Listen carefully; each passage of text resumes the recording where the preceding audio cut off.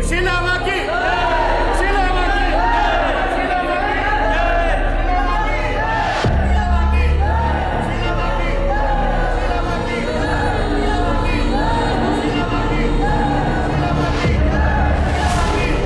सुशीला माँ की, सुशीला माँ की, सुशीला माँ की, सुशीला माँ की, सुशीला माँ की। बाहर जो भक्त हैं उन्हें अंदर बुलाइए। डरना मत बेटा, माँ के है तुझे अच्छा लगेगा। चलिए, माताजी ने आपको बुलाया। चलो बेटा। सुशीला माँ की जय हो। खुश रहो। माँ, ये मेरी बेटी है रूपा, इसे अपने चरणों में ले लो माँ, इसका कल्याण करो। बेटी, तुम यहाँ हमारे साथ रहोगी? हाँ। तुम हमारी सेवा कर पाओगी? आओ मेरे पास आओ।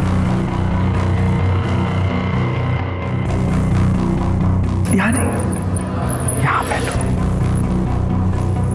सुशीला माँ की, सुशीला माँ की, सुशीला माँ की।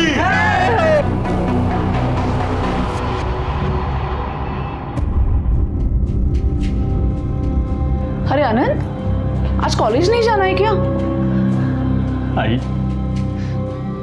पिछले साल बाबा के बर्थडे पे कितना एंजॉय किया था ना, और आज देखना बेटा, तेरे पापा जहां भी होंगे ना, सही सलामत होंगे, और वो एक दिन लौटकर जरूर वापस आएंगे।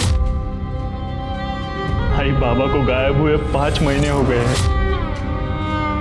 मैं तो माँ से बस हर दिन एक ही प्रार्थना करती हूँ कि तेरे पापा जहां भी है सलामत रहे, और पुलिस उनके आने की जल्दी ही खबर दे दे।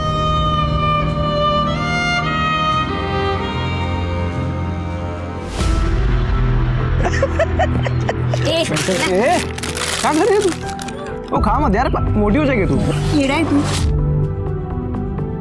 कीड़ा में क्या? अरे पागल, तेरे जितने कीड़ा हम में से कोई भी नहीं है। तू हम सबकी माँ है। माँ सच तो कह रहा है मोहित। बीच में नहीं बोलने का। बाबा क्या गलत किया? क्या गलत किया? पापा बाबा आप क्या करते हैं? बस क्या किया मैंने? सड़क के किनारे आवारा लड़कों के साथ मटर गश्ती कर रही थी, बाजारों औरतों की तरह हंस रही थी, और मुझसे पूछे क्या किया मैंने? दोस्त है वो मेरे बाबा। आए दोस्त तुम्हारे? सड़क चाप टपोरी नहीं है। और आई हंसी मजाक कर रहे थे हम लोग। क्या गलत किया मैंने? अरे क्या करता है? शांत हो बाबू। मैं इसकी जल्द से जल्द शादी करा दूंगा, नहीं तो ना करके चली जाएगी, पता भी नहीं चलेगा। और सुन, तू घर के अंदर रहेगी, बाहर निकलेगी ना तो टांग तोड़ दूंगा तेरी। संभाल इसको। आई भाभी ना, ऐसा कोई करता है क्या? बेटा तू चुप हो जा, मैं बात करती हूँ उनसे। मुझे शादी नहीं करनी। आई चुप हो जा बेटा, मैं बात करती हूँ उनसे।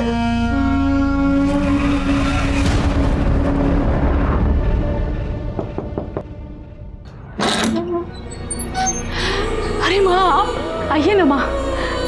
सुशीला माँ की, सुशीला माँ की, सुशीला माँ की। खुश रहो।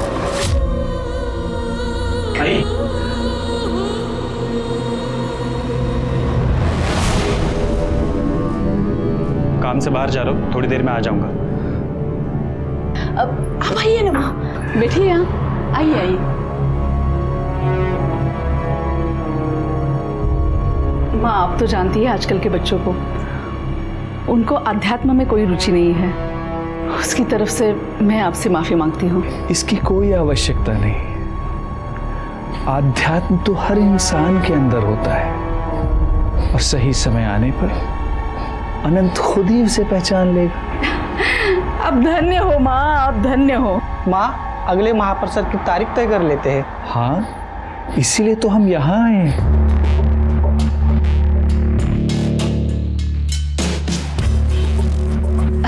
माँ, ये रहा पंचांग।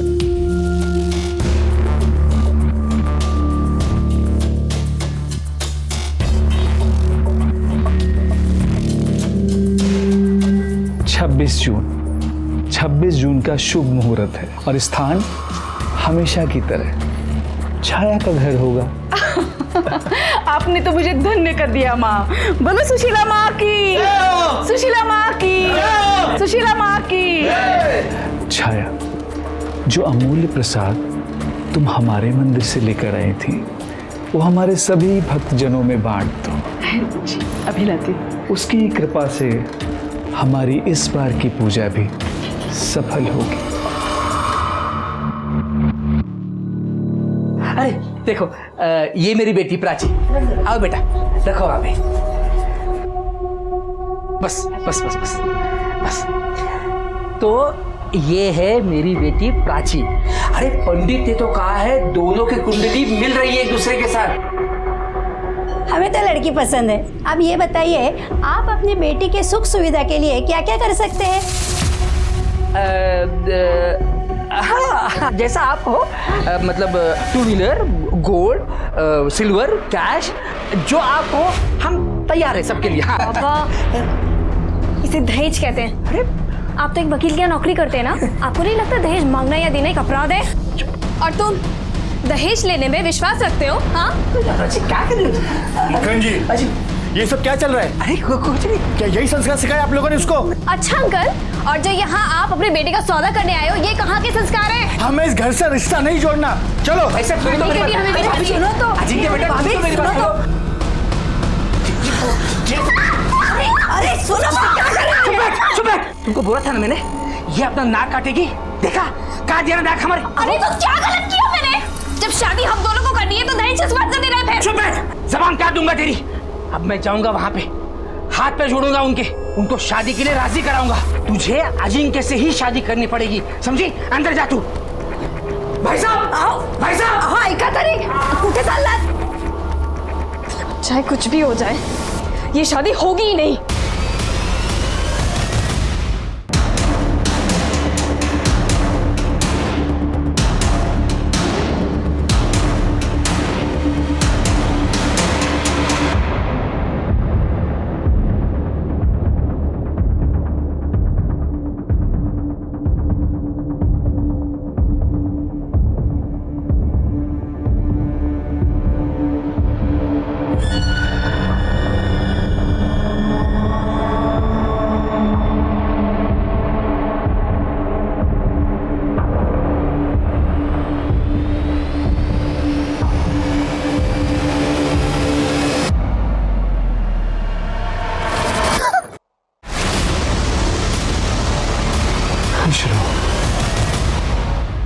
कहाँ जा रही हो?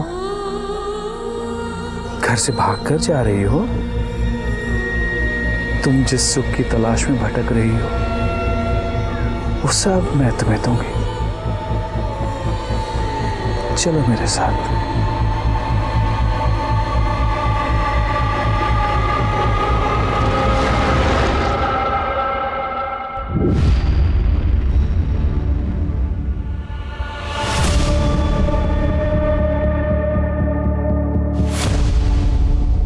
नमस्कार, मैं सोनाली कुलकर्णी क्राइम पेट्रोल 70 के इस नए अध्याय में आपका स्वागत करती हूं।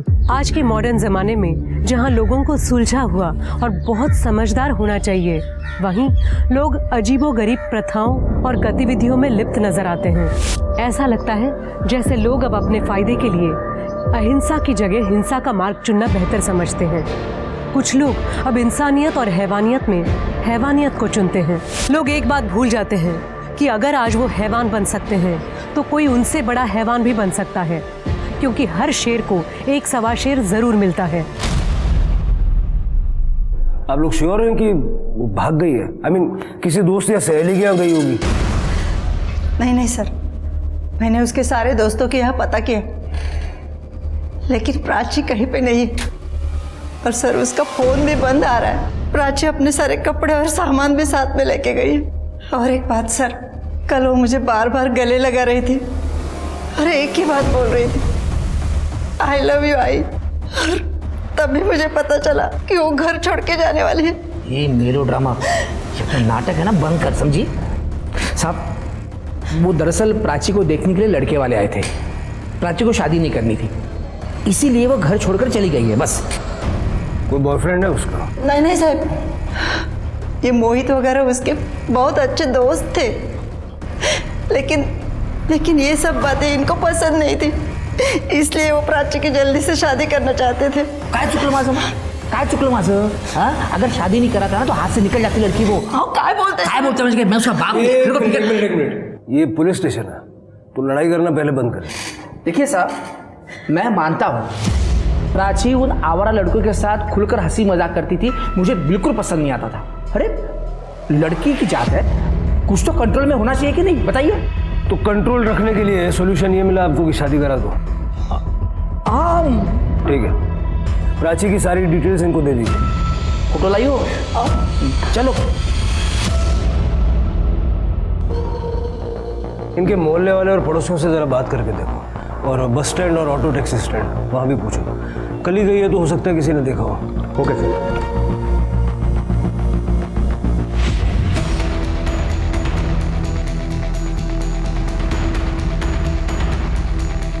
मकरंद अंकल ने प्राची को थप्पड़ मारा था, और जब मैंने उन्हें रोकने की कोशिश की तो उन्होंने मुझे भी मारा।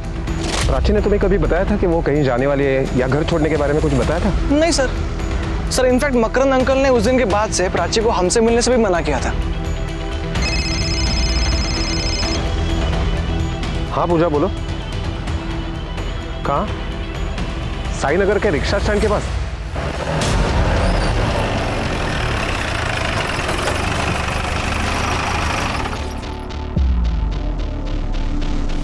कल रात को प्राची नाम की एक लड़की मिसिंग है। उसका लास्ट लोकेशन यहीं का दिखाई दे रहा था, करीब 2 बजे। कुछ याद है? नहीं, कुछ याद नहीं है साहब।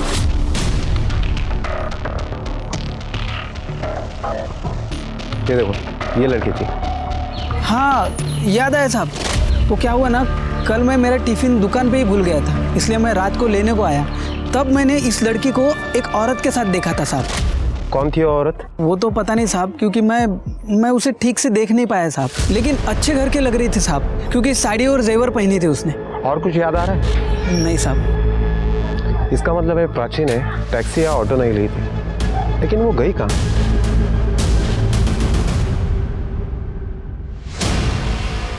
आई मैं निकतो।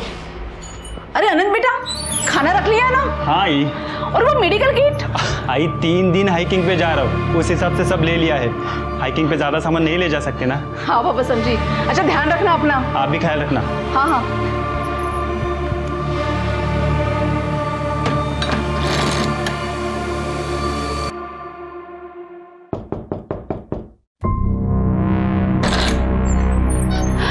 सुशीला माँ, आइए आइए। सुशीला माँ की जय हो। खुश रहो। ये प्राची है, इसे हमारी मदद की जरूरत थी। ये अपनी जिंदगी में अपनी खुशियों और उद्देश्यों को लेकर भटक रही है, तो मैंने सोचा कि मेरी परम भक्त से ज्यादा इसकी देखभाल कौन कर सकता है, इसलिए मैं इसको यहाँ लेकर चली आई। ये सब आपकी कृपा है माँ, वरना हम तो तुच्छ मनुष्य है। प्राची मेरे बेटी जैसी है और वो आज से यही रहेगी। तुम बिल्कुल चिंता मत करना। हाँ जाओ बेटा। डरो नहीं। जय हो माँ। माँ तुम दोनों की रक्षा करे। खुश रहो, खुश रहो।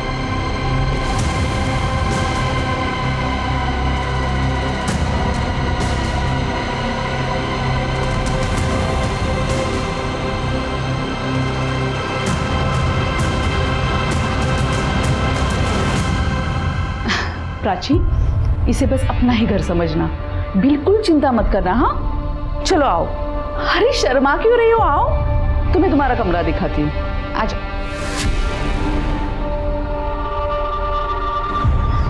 आओ, बैठो आराम से।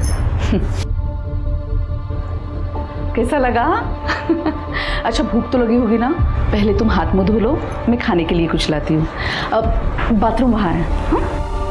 दुनिया में अच्छे लोग भी होते हैं, आज ये साबित हो गया।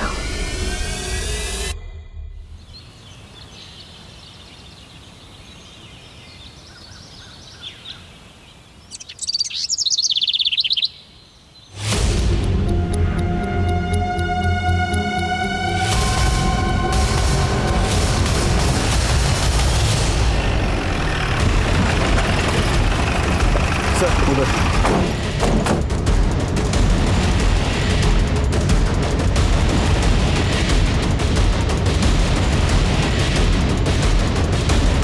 गड्ढा खोदो।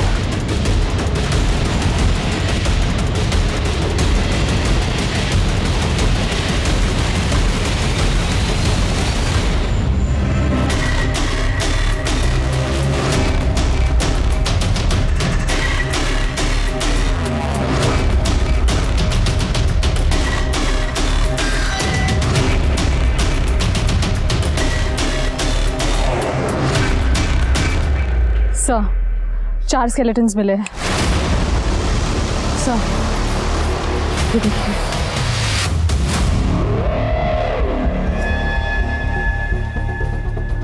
जितना टाइम बीत गया मुझे लगता नहीं कुछ मिलेगा, लेकिन फिर भी सब एक बार अच्छे से चेक करिए, क्या पता हमारा नसीब अच्छा हो। पूजा, ये सारे स्केलेटन्स फॉरेंसिक को पोस्टमार्टम के लिए भेजो। Yes sir. इसका नी रिप्लेसमेंट हुआ है। इस नी कैप पे एक 9 डिजिट का यूनिक आईडी होता है। उस आईडी से हमें इसकी पहचान करने में आसानी होगी। एक की पहचान हो गई ना, मुझे लगता है सबकी पहचान करने में आसानी होगी।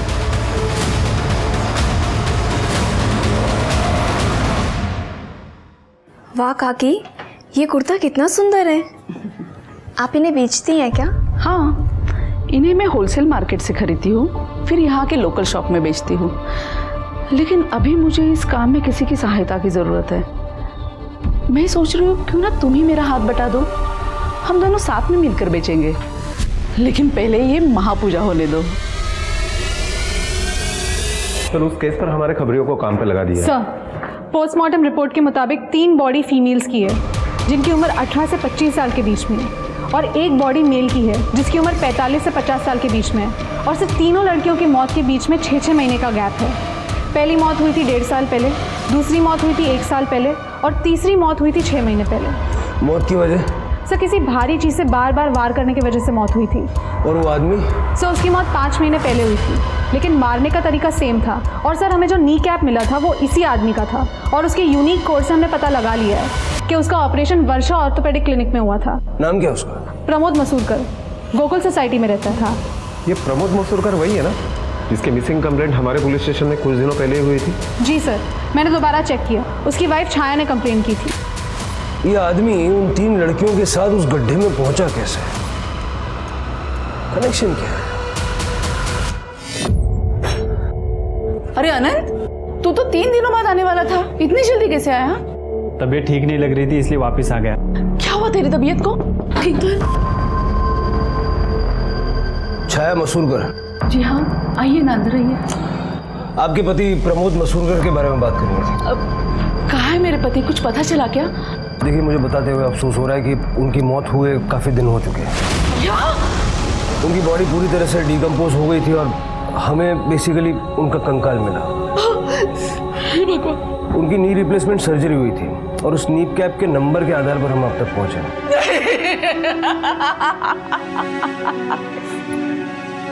ये नहीं हो सकता आनंद, ये क्या हो गया?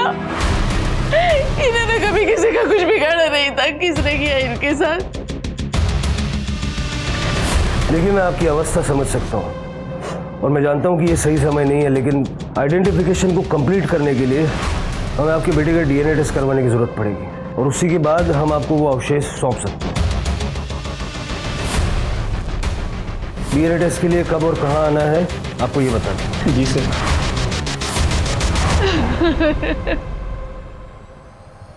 आंटी, आंटी क्या हुआ? रज बेटा, मैंने तुम्हें बताया था ना मेरे पति गुम हो गए। हाँ। अभी अभी पुलिस ने आकर बताया कि उनकी लाश मिल चुकी है। आई, ये कौन है? ये प्राची है बेटा, ये भी बड़ी मुसीबत में थी। सुशीला माँ ने मुझे इसकी देखभाल करने के लिए बुलाया।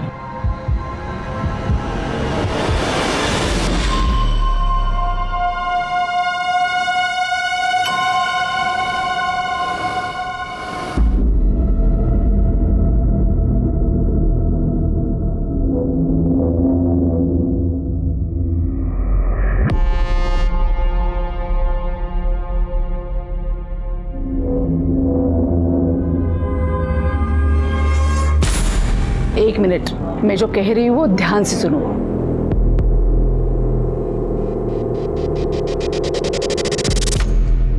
एक एक क्लू इतना बारीकी से देख लिया, लेकिन अभी तक ये समझ में नहीं आ रहा है कि एक कैब ड्राइवर प्रमोद मसूरकर को कोई क्यों मारेगा। सर ऐसा भी तो हो सकता है ना कि तीसरी लड़की की लाश को जब कातिल गड्ढे में डाल रहा था तब प्रमोद मसूरकर ने कातिल को देख लिया और इसीलिए कातिल ने उसे मार दिया। ऐसा होता तो कातिल उसको ऑन द स्पॉट मार डालता, 1 महीना वेट क्यों करता। प्रमोद मसूरकर का उन तीनों लड़कियों से स्ट्रॉन्ग कनेक्शन है। सर छाया मसूरकर आई है। छाया जी, हम फिर से एक बार जानना चाहते हैं, जिस दिन आपके पति गायब हुए उस दिन एग्जैक्टली हुआ क्या था? अनंत उस दिन बाहर चला गया था, तो मैंने सोचा कि मेरे भाई विलास के घर चली जाती हूँ। प्रमोद ने मुझसे कहा था कि वो अपनी कैब से मुझे छोड़ आएंगे। हम जब वहाँ चले गए, अरे आइए ना, थोड़ी देर अंदर चलते। नहीं, अभी धंधे का टाइम है, बाद में आता। बाय। सर यही बैठा था मैं उस दिन जब छाया आई अंदर, मुझसे मिली और हम लोग अंदर चले गए। पूरे दिन छाया हमारे साथ ही थी, रात तक प्रमोद घर नहीं आया, उसका फ़ोन भी बंद था, तो हमें चिंता हुई। दूसरे दिन हमने मिसिंग कंप्लेंट लिखवाई, फिर पता चला कि प्रमोद नहीं रहा। अगर मुझे पता होता कि उस दिन मैं उसे आखिरी बार मिलने वाला हूँ तो मैं घर के बाहर जाके उसे ज़रूर मिला था। तुम्हारा कहने का मतलब है कि तुमने उस दिन प्रमोद को नहीं देखा? मैं जहाँ बैठा था वहाँ से मुझे प्रमोद दिखाई नहीं दे रहा था, पर वो कैब में छाया को छोड़ने आता, मतलब प्रमोद ही होगा ना। तो छाया ने उसे बाय भी बोला था। ये भी तो हो सकता है कि कैब उस दिन प्रमोद नहीं बल्कि कोई और चला रहा हो और छाया ने ये दिखाने की कोशिश की हो कि वो प्रमोद को बाय कर रही थी। सर अगर वो प्रमोद था भी तो हमें ये नहीं पता कि वो यहाँ से कहाँ गया, उस गड्ढे तक कैसे पहुँचा। सर इनफैक्ट हमें आज तक उसकी कैब भी नहीं मिली है। एक मिनट सर। हेलो, क्या? ठीक है सर, अनंत का डीएनए प्रमोद के डीएनए से मैच नहीं हुआ। सर अनंत को हमने गोद लिया है। जब शादी के कई सालों तक हमें कोई औलाद नहीं हुई तब प्रमोद और मैंने एक बच्चा गोद लेने का सोचा। अनंत को हमने एक अनाथ आश्रम से गोद लिया था जब ये 1 साल का था। अनंत को हमने कुछ नहीं बताया, नहीं तो ये टूट जाता।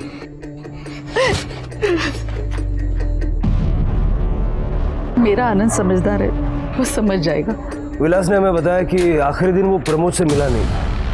प्रमोद ही आपको विलास के घर छोड़ने आया था? हाँ बिल्कुल, भला उनकी कैब और कौन चलाएगा, और मैं किसी और को क्यों चलाने दूंगी। देखिए इंस्पेक्टर साहब, मेरे पति के जाने के बाद आप उन्हें और मुझे बदनाम मत कीजिए। मैं अपनी जिंदगी में सब कुछ खो चुकी हूँ, अब मुझे मेरी इज्जत और सम्मान नहीं खोना है।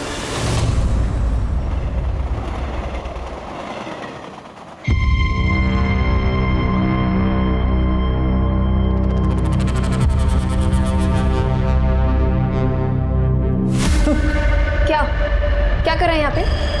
रुक तू अभी। क्या कर रहा है तू यहाँ पे?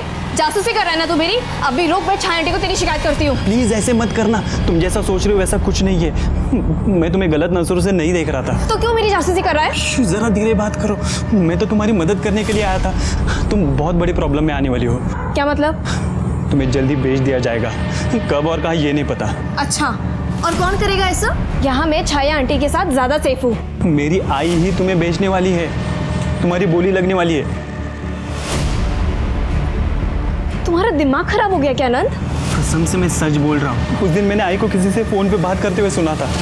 एक मिनट, मैं जो कह रही हूँ वो ध्यान से सुनो।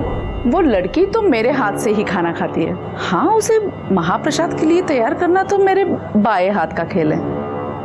हाँ हाँ, फिगर विगर भी ठीक है, खूब बोली लगेगी देखना। तुम्हारी भलाई इसी में है कि तुम मेरे साथ भाग चलो, मैं मदद करूंगा तुम्हारी।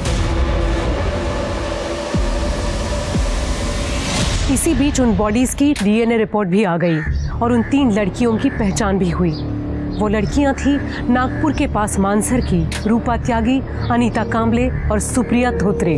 पुलिस ने इन लड़कियों के माँ बाप को कांटेक्ट किया और उनके बारे में खबर दी कि अब उनकी लड़कियां इस दुनिया में नहीं हैं। इस बात से माँ बाप आहत हुए, पर उन्हें क्लोजर भी मिला, लेकिन कातिल का पता अभी भी नहीं चला था। देखना ये था कि क्या पुलिस अब कातिल तक पहुंच पाती है, इससे पहले कि कातिल अपना अगला शिकार करें। अब आप लोग अपनी आंखें बंद कीजिए और जोर से सांस लीजिए। जगत माता ही सर्वोपरि है।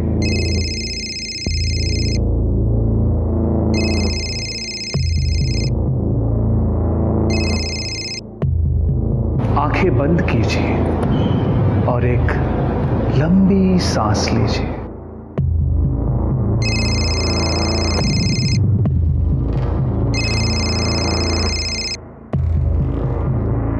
आपसे कितनी बार कहा है कि जब हम मेडिटेशन में होते हैं तो मुझे डिस्टर्ब मत किया कीजिए। प्राची भाग गई है।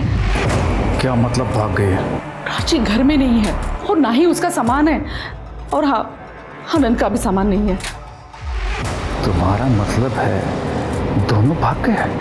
वो सब मुझे नहीं पता, अभी आपको ही कुछ करना पड़ेगा। मुझे आनंद की चिंता हो रही है। जब से उसे पता चला है कि उसे गोद लिया गया है, वो बदल सा गया है। वो पहले जैसे नहीं रहा।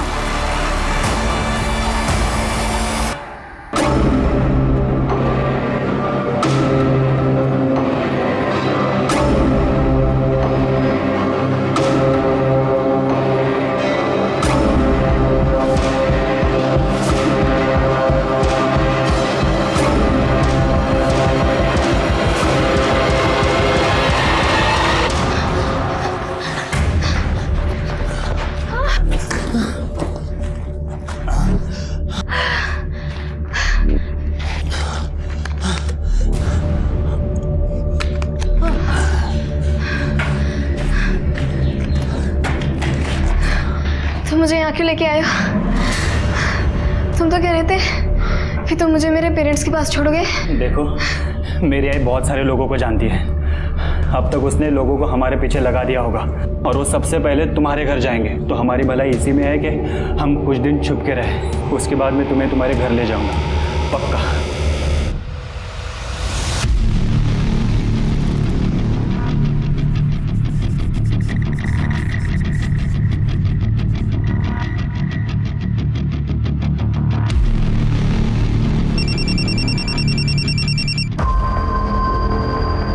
किसका फोन है? नहीं, कुछ नहीं।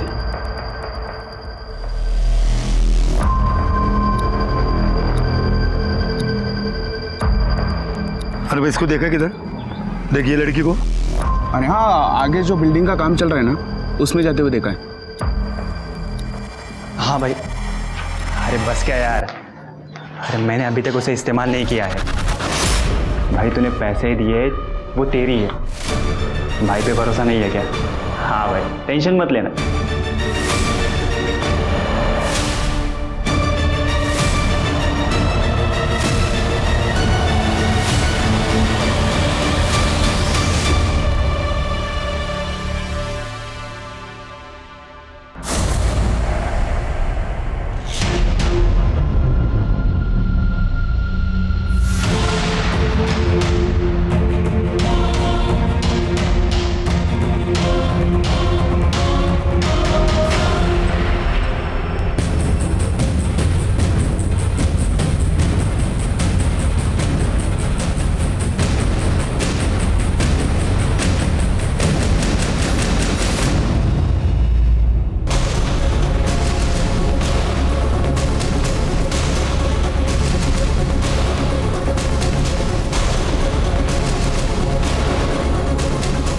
हेलो सर, जिस लड़की की मिसिंग कंप्लेंट थी वो मिल गई है मुझे।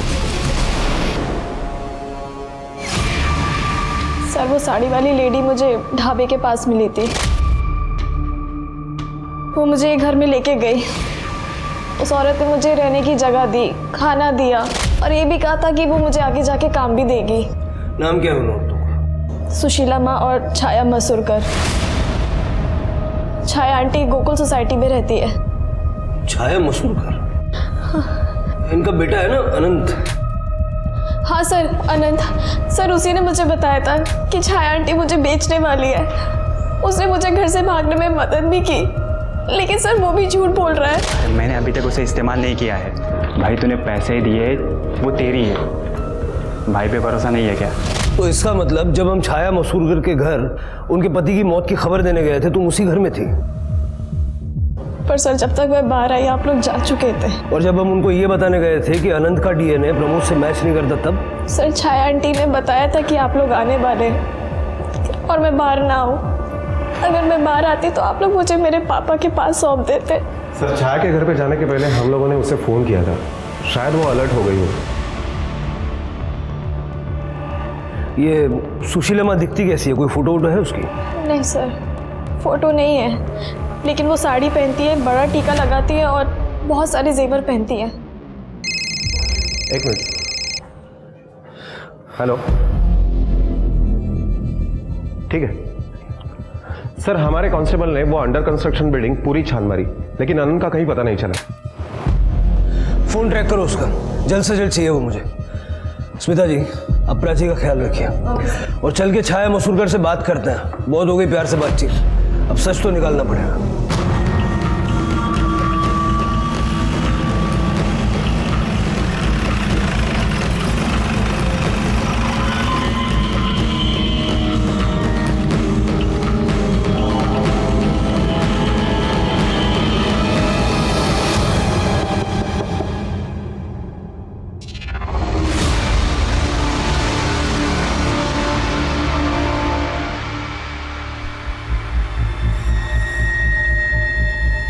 पूजा,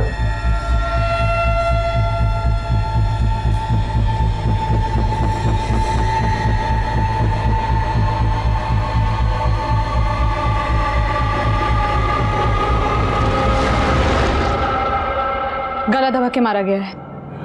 सारा घर अच्छे से चेक करिए।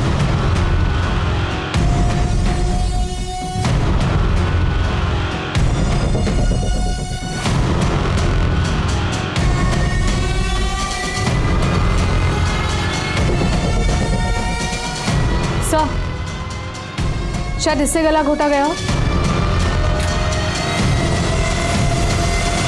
सर दरवाजे पर फोर्स एंट्री के कोई भी निशान नहीं मिले। इसका मतलब है छाया कातिल को जानती थी और छाया का मोबाइल भी गायब है।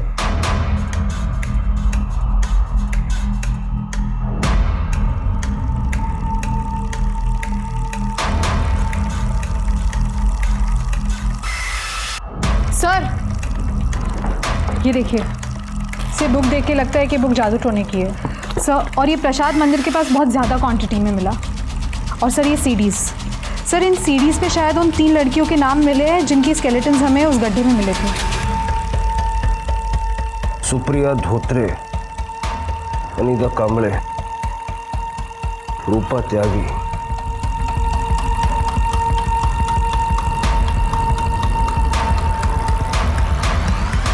देखिए इस लड़की को, सुशीला माँ ने इस लड़की को 100% शुद्ध कर दिया है। जो भी इसके साथ सोएगा उसे शक्ति और समृद्धि प्राप्त होगी। ये आप सभी का महाप्रसाद है। तो अब बोली लगाने का समय है। और हाँ, जो सबसे ऊंची बोली लगाएगा वो इसके साथ सबसे पहले सोएगा, और जो दूसरी हाईएस्ट बोली लगाएगा उसे इसके साथ सोने का दूसरा मौका मिलेगा। लेकिन हाँ, मौका सभी को मिलेगा। सर इस औरत की आवाज़ पक्का छाया की ही है। इसका मतलब अनंत ने प्राची को छाया के बारे में जो बताया था वो सही था। और प्रमोद की बॉडी उन बाकी लड़कियों के साथ उन गड्ढों में मिलना इस बात की ओर इशारा करता है कि छाया का प्रमोद की मौत से कोई ना कोई लेना देना है। सवाल यह है कि छाया ने प्रमोद को क्यों मारा। प्राची को बुलाओ। Yes sir.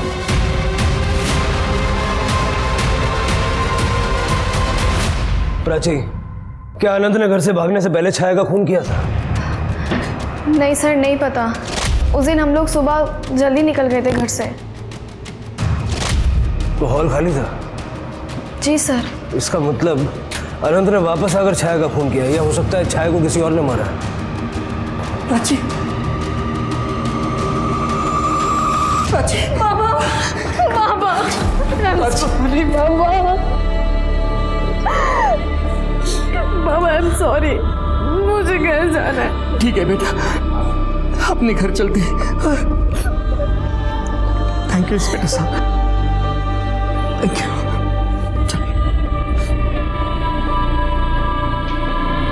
सर आनंद पकड़ा गया है, हम उसे पुलिस स्टेशन लेके आए हैं।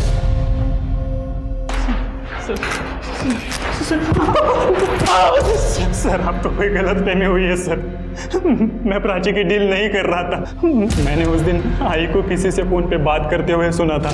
वो लड़की तो मेरे हाथ से ही खाना खाती है। हाँ, उसे महाप्रसाद के लिए तैयार करना तो मेरे बाएं हाथ का खेल है। हाँ हाँ, फिगर विगर भी ठीक है, खूब बोली लगेगी देखना। लेकिन मुझे नहीं पता वो फोन पे किसके साथ बात कर रही थी। मुझे यकीन ही नहीं हुआ कि मेरी सीधी सादी आई ऐसा भी कर सकती है। उस दिन मैंने अपने कानों से सुना, इसलिए मैंने प्राची को बचाने का सोचा सर।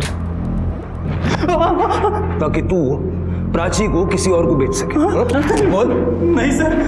किसको बोल रहा था? जब मर्जी आके ले जाना। सर वो मैं अपने दोस्त के सेकंड हैंड कार के बारे में बात कर रहा था। आगे मैंने किसी को बेची थी, ब्रोकरेज के लिए कर रहा था सर। सर कसम से मैं प्राची के बारे में बात नहीं कर रहा था। जब प्राची तेरे हाथ से निकल के भाग गई तो घर जाके अपनी आई का मर्डर कर दिया। सर कसम से मैंने अपने आई को नहीं मारा। मैं तो घर जाना ही नहीं चाहता था। मैंने सोचा मुंबई जाऊंगा, अपनी लाइफ बनाऊंगा। सर हाँ, कल सुबह सुशीला माँ घर आने वाली थी आई को मिलने। वो मुझे कभी पसंद नहीं आई सर, पर आई उनके साथ खुश रहती थी, इसलिए मैंने कभी उन्हें मना नहीं किया। सुशीला माँ नंबर है उसका? नहीं सर। जब तक इसकी कहानी वेरीफाई नहीं हो जाती ये यहीं रहेगा। इस सुशीला माँ को ढूंढना पड़ेगा। चलो तब तक प्राची से बात करते हैं। साहब मेरी बेटी प्राची फिर से गायब हो गई है। फिर से? जी। कैसे, क्या हुआ, क्या था? साहब प्राची के घर आने के बाद मैं शिरडी चली गई थी साईं बाबा का दर्शन करने, और आज सुबह जब मैं आई घर पे तो प्राची घर पे नहीं थी। हाँ साहब, रात तक सब कुछ ठीक ठाक था साहब। प्राची इसके आने का इंतजार भी कर रही थी। सुबह उठकर मैंने देखा तो प्राची घर पर नहीं थी। उसका फोन भी यहीं पे पड़ा हुआ था। ऐसे कैसे फोन छोड़ के चली गई? कहाँ गई होगी?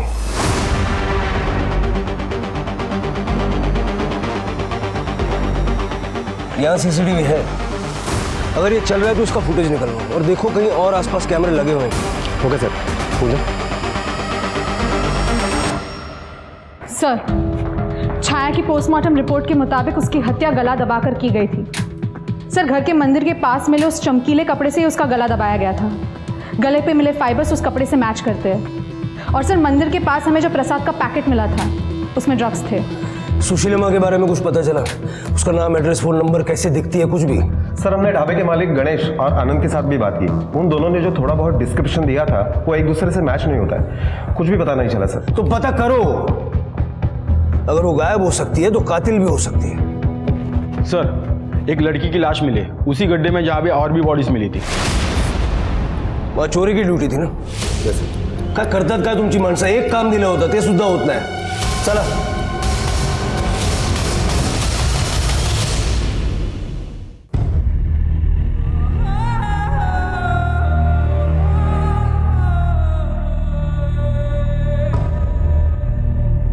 सॉरी सर, मुझे थोड़ी आग लग गई थी सर, इसलिए ध्यान नहीं दे पाया। कल आके अपना लेटर ले जाना, अरे जाके आराम से सुना। Sorry sir.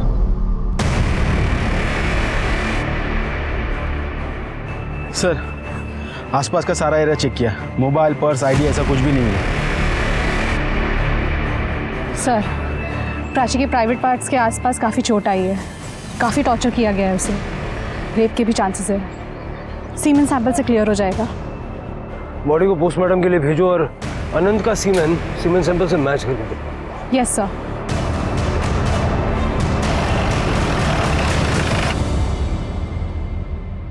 सर अनंत का डीएनए सीमेन सैंपल से मैच नहीं हुआ। इसका मतलब अनंत ने रेप नहीं किया, लेकिन इससे ये साबित नहीं होता कि अनंत ने प्राची को किसी और को नहीं बेचा। सर प्राची की पोस्टमार्टम रिपोर्ट के मुताबिक उसका कत्ल बार बार किसी भारी चीज़ से वार करने की वजह से हुआ है, जैसे कि बाकी 3 लड़कियों का हुआ था। सर प्राची की बॉडी से 5 लोगों के सीमेन सैंपल्स मिले। सर बहुत ही कम समय में 5 लोगों ने उसके साथ गैंग रेप किया था। सर 23 तारीख की रात की प्राची के घर के बाहर जो रोड है वहां की सीसीटीवी फुटेज मिली है, जिस दिन हमने प्राची को मकरंद को सौंपा था।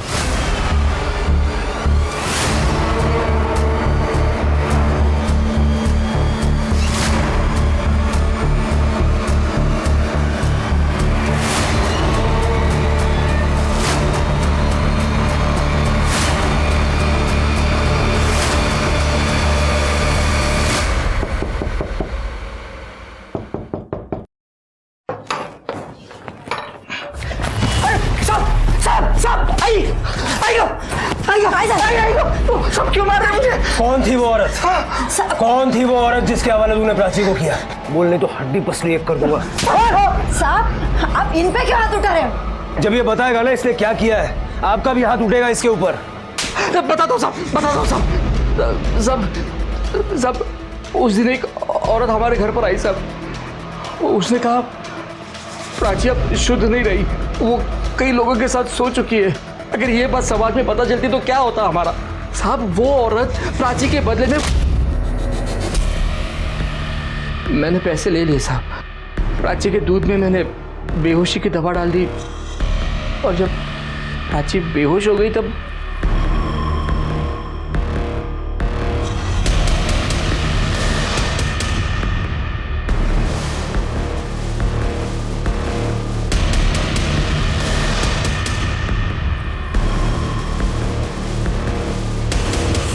अपनी बेटी का सौदा कर दिया। अरे तुला तर नरकात पण जागा मिळणार नाही। कौन थी वो औरत? साहब मुझे नहीं पता, सच बताता हूँ साहब। आई शपथ मैंने उसका चेहरा नहीं देखा साहब। उसका चेहरा घूंघट में छुपा हुआ था, पर ना उसने बहुत सारे जेवर पहने हुए थे और कुछ चमकीली भड़कीली साड़ी पहनी हुई थी साहब। घेऊन चला ना साहब मजा आएगा ना साहब मैंने कुछ नहीं किया साहब। अनंत, मकरंद और वो दुकानदार गणेश, तीनों की मदद से उस औरत का स्केच बनवाओ।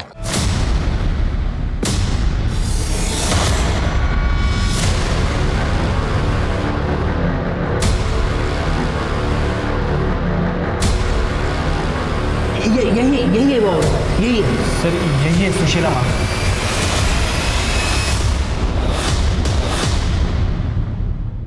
सर ये तो झाड़ेपट्टी नाटक के आर्टिस्ट है। हमारे गांव में मैंने इसे देखा था सर। इनका ग्रुप है, गांव-गांव में जाके नौटंकियां करता है। इसका असली नाम क्या है? सर नाम तो नहीं पता। अपने गांव में बात करो और इसकी नाटक मंडली और इसका नाम जरा पता करो। Okay sir. जरा पता तो चले ये सुशीला माँ है कौन? सर जाड़ीपट्टी नाटक ग्रुप जिसमें सुशीला माँ काम करती थी वो कई साल पहले टूट चुका है, लेकिन सर उसके बारे में हमने सब कुछ पता कर लिया है। सर एक चौंकाने वाली बात सामने आई है, आप यकीन नहीं करेंगे।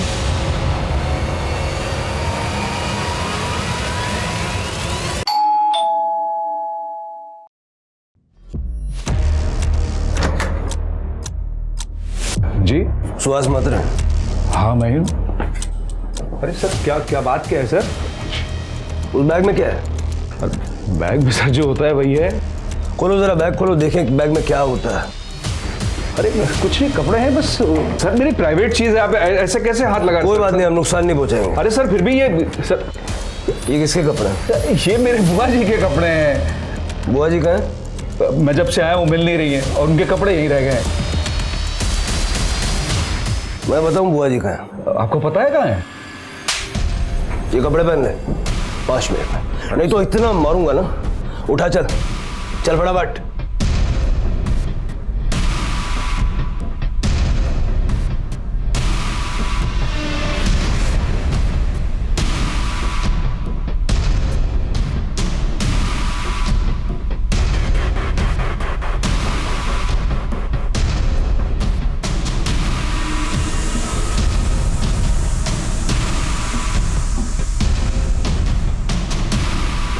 खुश रहो।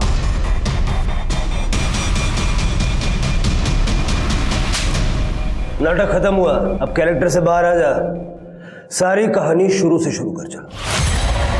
सर गांव में मेरी नाटक कंपनी खत्म होने के कगार पे थी, तो मैं शहर चला आया और यहाँ झाड़ीपट्टी नाटक में मैं औरत का रोल करने लगा। और औरत का रोल करते करते मुझे एक आइडिया आया कि क्यों ना मैं सुशीला माँ बनकर आध्यात्म में लोगों को फंसाकर उनसे पैसे कमाऊं। और सर मैंने ऐसा किया भी, और तभी मुझे छाया मिली। छाया को मैंने अपने बारे में सब कुछ बता दिया सर मैं छाया से प्यार करने लगा था। सर मैंने छाया को काला जादू भी सिखाया।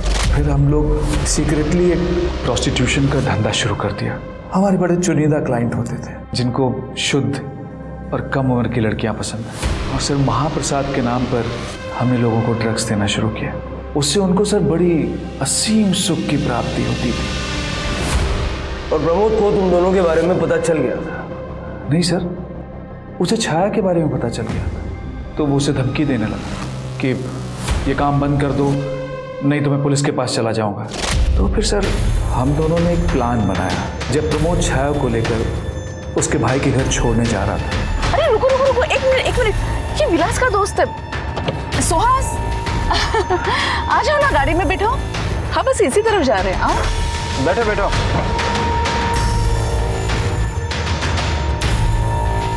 बस यही रोक दीजिए। यहाँ कहाँ उतरोगे?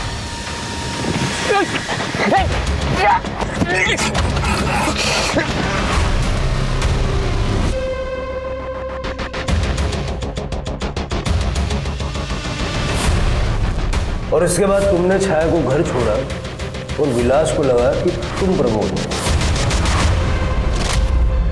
लेकिन वहां से लौटते हुए मैंने कैब तालाब में डुबो दी और प्रमोद का फोन नागपुर से 50 किलोमीटर दूर ले जाके तोड़ दिया सर। उन 3 लड़कियों को क्यों मारा? मारा कहाँ सर, बलि दी है अपने क्लाइंट्स की तरक्की के लिए, और ये तो हमारी पूजा का ही हिस्सा है सर। छाया को क्यों मारा? मुझे पता चला 26 जून को, जब हमारे यहाँ महाप्रसाद की पूजा थी, कि छाया हमारे क्लाइंट से एक्स्ट्रा पैसे की डिमांड कर रही है, और उसने मुझे बताया भी नहीं सर। तो मुझे बहुत गुस्सा आया, और उस रात मैंने अनंत और प्राची को बात करते हुए देखा था। क्या कर रहे थे यहाँ पे? जासूसी कर रहा है ना तू मेरी? अभी रुक, मैं छाया आंटी को तेरी शिकायत करती हूँ। तुम बहुत बड़ी प्रॉब्लम में आने वाली हो। क्या मतलब? तुम्हें जल्दी बेच दिया जाएगा। अच्छा, और कौन करेगा ऐसा? मेरी आई ही तुम्हें बेचने वाली है। उस रात मैं छाया के पास ही रुका था। मैंने छाया को उस प्लान के बारे में नहीं बताया, और इस बार मैंने सोच लिया कि प्राची को मैं अकेले पकड़ूंगा और उसको बेचकर पैसा कमाऊंगा। और किया भी ऐसे ही सर। मैंने मकरंद के साथ उसकी डील कर दी।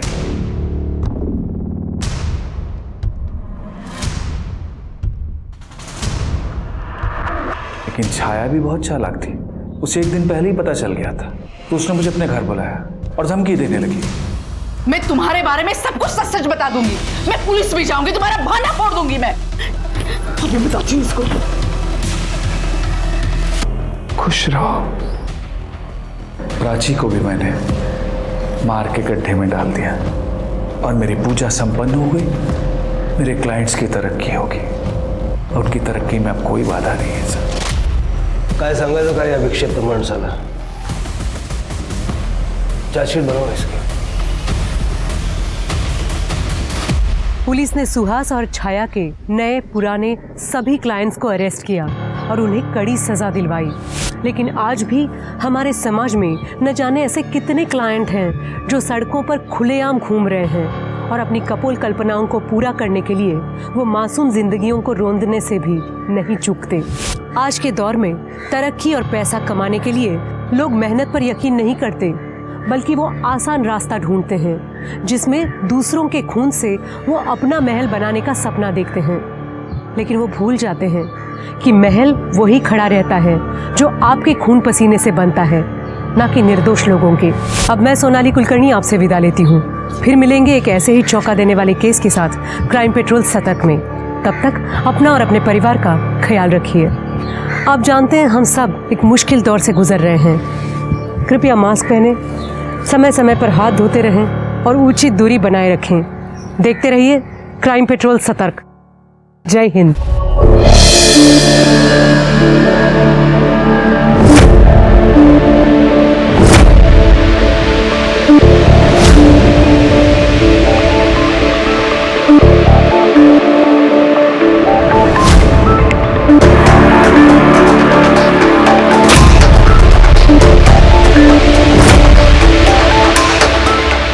तो लेडीज, आज की क्लास यहीं खत्म होती है। कल फिर मिलते हैं। मैं बहुत थक गई आज। तेरा तो 8वां महीना चल रहा है, फिर भी इतना काम कर लेती है। मेरा 7वां महीना चल रहा है, मैं बिस्तर से पैर भी नहीं निकाल पाती हूँ। तुम भी तो निकाल ही लेती हो ना तुम्हारे बच्चे के लिए। तो बस फिर मेरा काम भी मेरा बच्चा ही है। चले। मुझसे तो ये एक नहीं झेला जा रहा, आप दो दो कैसे झेल लेती हो? सच कह रही हूँ, पहले मैं योगा अपने फिगर को मेंटेन करने के लिए करती थी, पर अब इसको मेंटेन करने के लिए। मनप्रीत तू बिल्कुल सही कह रही है, और एक बार बच्चा हो गया ना तो फिर तो पति भी ध्यान नहीं देता है। सीरियसली दीदी? हाँ। क्या दीदी आप लोग भी? चलो मैं तो कह रही हूँ शादी के बाद तो सारे पति ऐसे ही हो जाते हैं। चलो सही बाय बात। दीदी, मैं जा रही हूँ। ठीक है, बाय। आ गई तू? हाँ।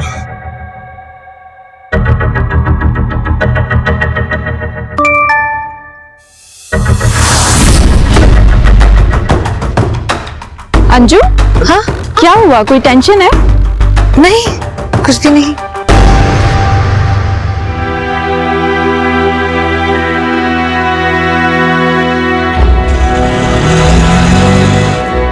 दीदी आप ना घर चलो, मुझे कोई जरूरी काम है कॉलेज में, बस वही निपटा के आ रही हूँ। पर अभी तो तू कॉलेज से आई है। हाँ वहीं से ही आ रही हूँ, लेकिन मेरा ना कुछ सामान श्रद्धा के पास रह गया, बस वही लेने जाना, इम्पोर्टेंट है। Bye bye bye. अरे जल्दी आना, तुझे पता है ना मेरे ससुराल वालों को देर से आना पसंद नहीं है। कहाँ जा रही पता नहीं।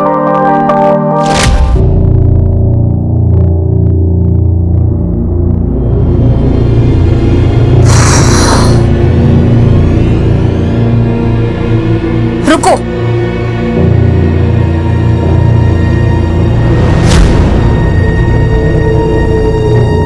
ये क्या है?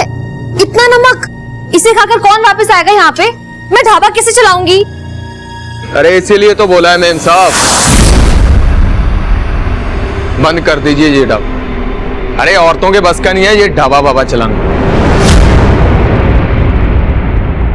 बग्गा तुम यहाँ क्या कर रहे हो? अरे मैडम कब समझोगे आप? मैडम दाल में नमक और आदमी में गुस्सा, अगर दोनों ज्यादा हो जाए ना तो स्वाद खराब कर देते हैं। आप बेच क्यों नहीं देती हमें? अरे सबको पता है आप कितना नुकसान उठाती हो।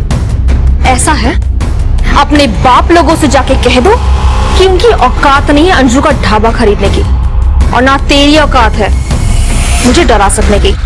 आई समझ में? प्यार से समझा रहा हूँ, समझ में नहीं आता क्या? घुसता नहीं कुछ दिमाग में? हैं?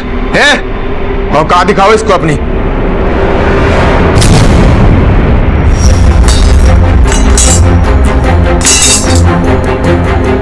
अरे छोड़ो, जाओ यहाँ से।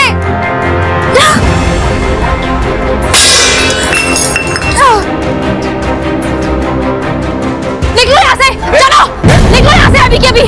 हट जाओ। देख लग जाएगी। जाओ यहाँ से, चलो निकलो, हट जाओ, दोबारा मत आना। चलो निकलो, इसे बाद में देख लेंगे। चलो चलो।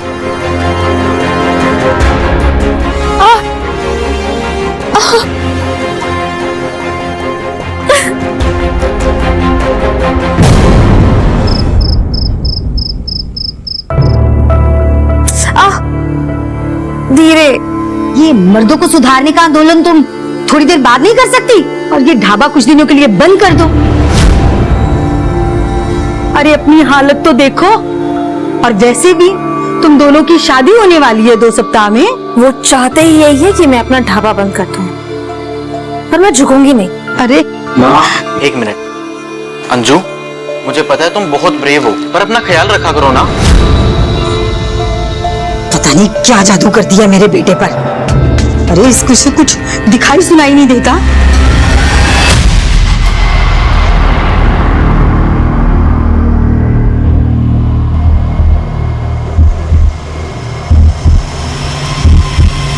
रेडीमेड बच्चों की दुकान, अंजू का मकान, शादी की कोई गारंटी नहीं पर मजा पूरा। किसने लिखा ये? हाँ किसने फेंका बताओ? किसने लिखा? आओ सामने, दिखाओ अपनी शक्ल, आओ ना। छोड़ो, जाने दो ना, तुम क्यों बेकार में अपना फोन चला रही हो? जाने दो। अरे भगवान से डरो तुम लोग, जिस दिन सामने आ गए ना छोड़ूंगी नहीं मैं, बता रही हूँ मैं। छोड़ो, कोई नहीं। आओ ना सामने, अंजू अंदर छोड़ूंगी नहीं मैं तुमको। चलो।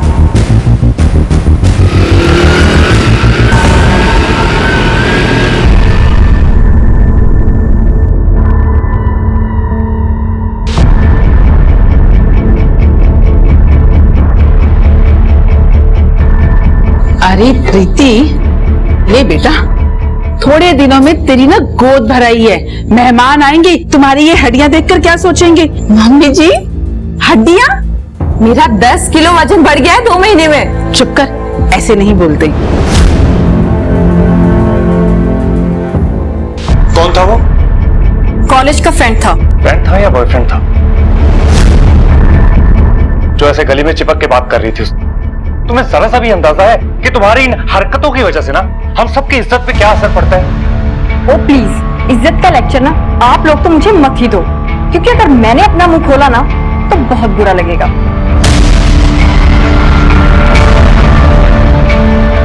देखा, एक दिन ना तुम्हारी बहन ना हम सबके चेहरे पे काली पुतवाई। अभी बहू पर चिल्लाओ मत, बच्चे पर बुरा असर पड़ता है। और वैसे भी एक पहले जो हुआ उसके बाद तुझे इसका और अच्छे से ख्याल रखना चाहिए।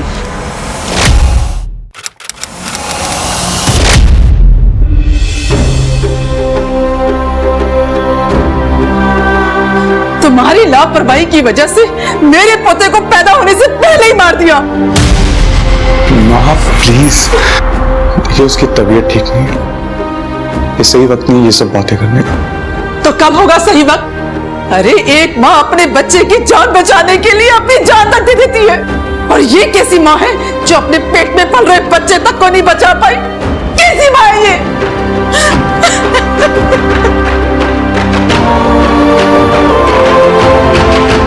अरे यार प्रीति, तुम बीते हुए कल को लेके उदास होती रहोगी या आने वाले कल के लिए खुश भी होगी? कैसे खुश हो जाऊं यार मैं? मेरा बच्चा मेरी वजह से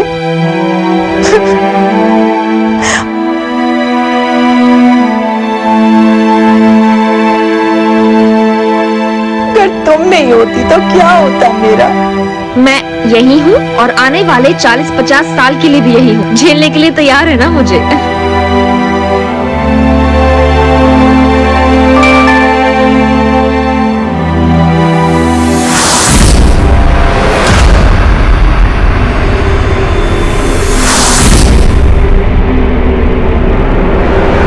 अंजू, हाँ क्या हुआ?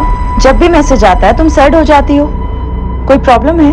ऐसा कुछ भी नहीं है। चुपचाप से मुझे बता दो क्या प्रॉब्लम है तुम्हें। आज तो तुम्हें बताना ही पड़ेगा। क्या है ना यार प्रीति, पैसों का बहुत टेंशन है। ढाबे के खर्चे बहुत बढ़ गए हैं और मेरी सासू माँ, उनको शादी धूमधाम से करवानी है। कैसे होगा सब? कहाँ से लाऊंगी मैं इतने पैसे? और मैंने तुम्हें इसलिए नहीं बोला क्योंकि तुम्हारी अपनी बहुत परेशानी है और मैं और नहीं देना चाहती। तुम कैसी बात कर रही हो? मेरी टेंशन लेने के लिए मेरा पति है ना, और तुम्हारी टेंशन लेने के लिए मैं हूँ। जल्दी से बताओ कितने पैसे चाहिए तुम्हें? बस, तुम्हें क्या लगता है कि पैसे पेट पे उगते हैं जो तुम पर और तुम्हारी फालतू की सहेलियों पर खर्च करूं मैं? मैंने तुमसे कभी कुछ मांगा है पहले? उल्टा मैंने तुम्हारे लिए इतना कुछ झेला है। झेलना होता क्या पता भी है तुमको? प्रेग्नेंट तुम नहीं हो पा रही थी, अपनी बहन को यहाँ मेरे सर पे चढ़ा के रखा हुआ है, और इन सब के बावजूद तुम चाहते हो कि मैं तुम्हारा एहसान मानूं? हाँ, एक फूटी कोड़ी नहीं दूंगा तुम्हें। ये बात ना अपने दिमाग में बिठा लो।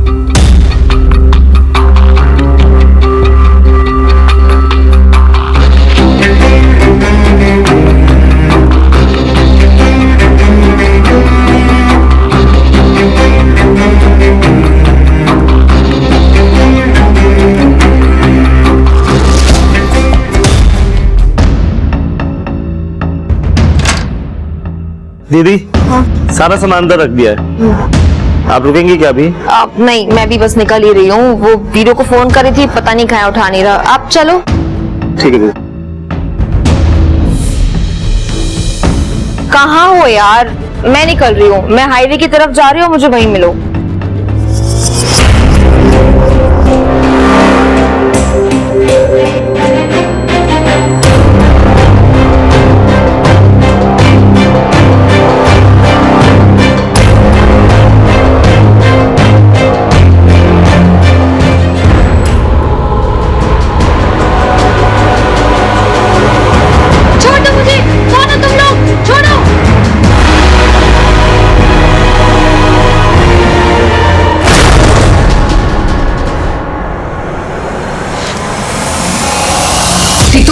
जब मैं घर से जा रही तो तुम यहाँ रहकर क्या करोगी? क्यों?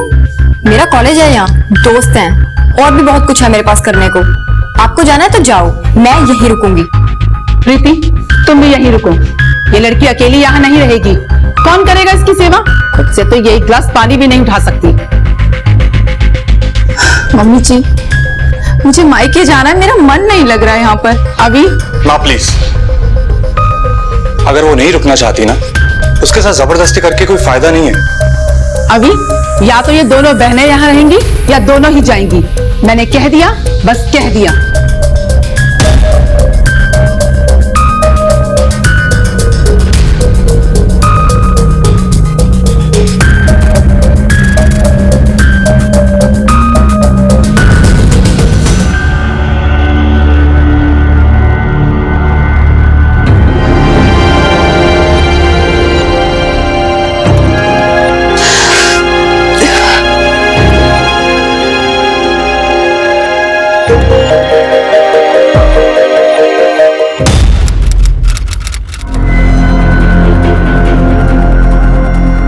पानी,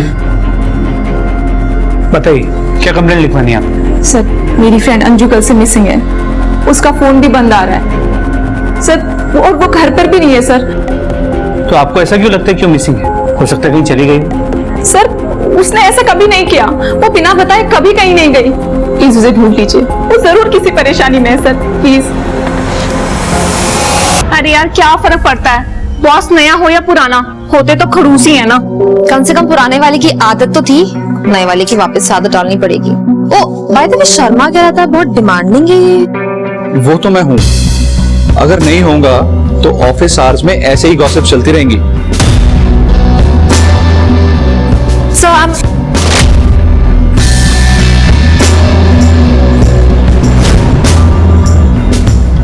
sorry. I need to.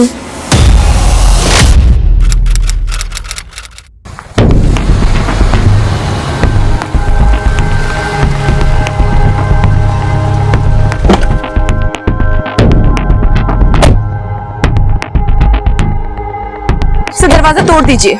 मैं आपको परमिशन दे रही हूँ। आपको खुद पता चल जाएगा वो रात को घर आई थी या नहीं। आप इतनी परेशान क्यों?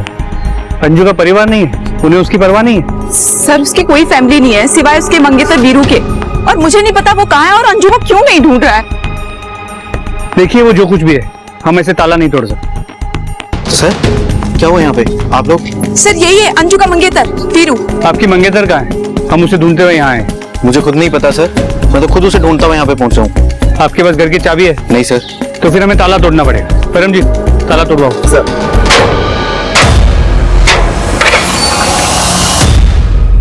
परम जी। जी सर। फिर चेक करो, आखिरी बार कब बात हुई थी अंजू से? कल दिन में अंजू के ढाबे पर ही उससे मिला था मैं। उसके बाद बात ही नहीं हुई? सर, अब कॉलेज में थोड़ी ना पढ़ते हैं कि हर टाइम फोन पर लगे रहे, और 2 दिन में शादी है हमारी सर। उसकी शॉपिंग के लिए हम शाम को मिलने वाले थे। मैंने जब फोन ट्राई किया तो उसका फोन नहीं मिला सर, बंद था। तो मुझे लगा शायद वो चार्ज करना भूल गई, इसलिए बंद है। और मैं भी थका हुआ था सर, इसलिए मैं सीधा घर जाकर सो गया।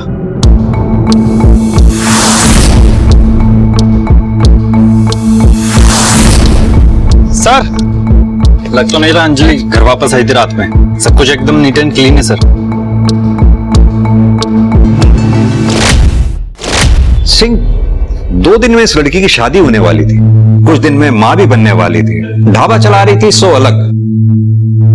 कुछ फिट नहीं बैठ रही ये बात। सब कुछ तो इसकी लाइफ में ठीक चल रहा था, फिर ऐसे ही बिना किसी को बताए कहीं चली गई, पॉसिबल नहीं है। सर, इसकी मोबाइल की लोकेशन रिकॉर्ड मंगवा ली है, उसकी लास्ट लोकेशन से शायद कुछ पता चल जाए। जब तक सेल की लोकेशन नहीं आती, ढाबे पर पता करो।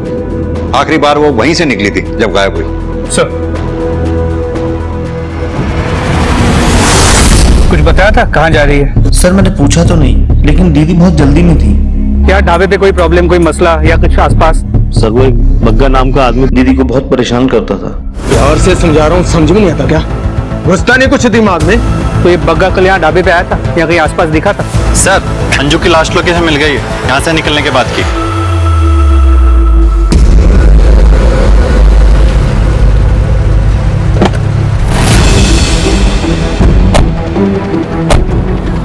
आसपास चेक करो, इस तरफ देखो। सर, ये फोन मिला है।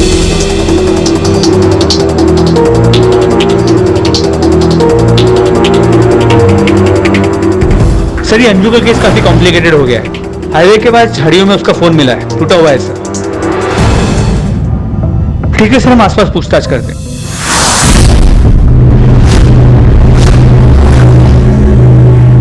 साहब मैंने तो कुछ देखा नहीं, धंधे का टाइम है, आप यूसुफ से पूछ लेना, वो बाहर रिक्शा चलाता है। साहब 6 बज रहा होगा, वो मैडम के पीछे से ही सफेद रंग की गाड़ी आई थी। जल्दबाजी में गाड़ी का नंबर तो मैं देखना भूल गया, लेकिन साहब गाड़ी के पीछे शेर का स्टिकर लगा हुआ था। सिंह, अगर ये रैंडम किडनैपिंग होती तो अब तक फिरौती के लिए कॉल आ गई होती। मसला कुछ और ही है। उस ऑटो वाले यूसुफ ने जिस तरह का डिस्क्रिप्शन दिया था, उस गाड़ी के बारे में कुछ पता चला? Any CCTV footage? सर वो एरिया काफी आउटर में, वहाँ कोई सीसीटीवी कैमरा नहीं मिला। सबसे करीब का सीसीटीवी कैमरा 3 किलोमीटर दूर हाईवे पे। सर अंजू का मंगेतर वीरू आ गया है। सर अंजू के पति की डेथ हो चुकी है सर, एक एक्सीडेंट में 8 महीने पहले, और बच्चा भी अंजू के पहले पति से ही है। फिर भी अंजू से शादी करने जा रहे थे?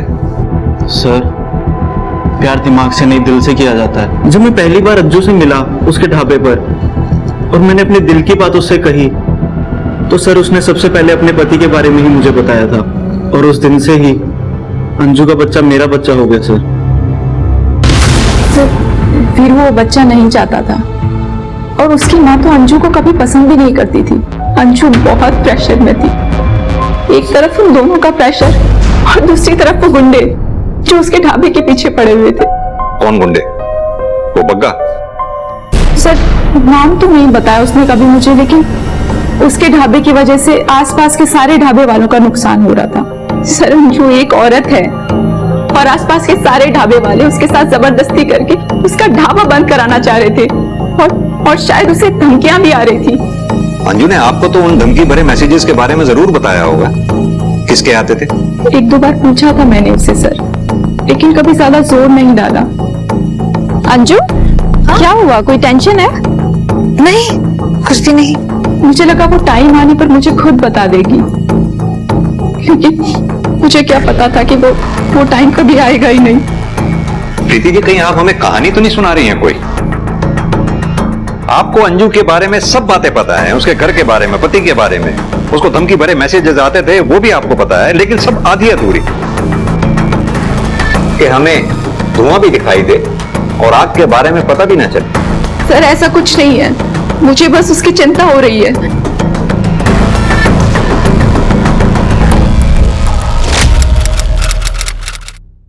वीरू को ये बच्चा नहीं चाहिए प्रीति, वो छोड़ देगा मुझे। जब से ये बच्चा मेरी जिंदगी में आया ना, सिर्फ मुसीबत लेकर आया ये मेरे। पहले मेरे पति की मौत हो गई और अब वीरू, वो छोड़ देगा मुझे। अंजू देखो सुनो, बच्चे भगवान का रूप होते हैं, तुम सब्र रखो, सब कुछ ठीक हो जाएगा। कुछ ठीक नहीं होगा जब तक ये जिंदा है। इस एरिया के गुंडों का किडनैपिंग में कोई कनेक्शन नजर नहीं आ रहा, और बग्गा की लोकेशन के बारे में भी कुछ नहीं जानते। उन्हें कह दिया है कि अगर बग्गा की कोई भी इंफॉर्मेशन मिले सबसे पहले हमें फोन कर। और वो टेक्स्ट जो अंजू को आया करते थे उसके बारे में कुछ पता चला? सर वो एक अनरजिस्टर्ड नंबर से आते थे, वो सिम किसने खरीदा था इसका पता लगा रहे हैं। हेलो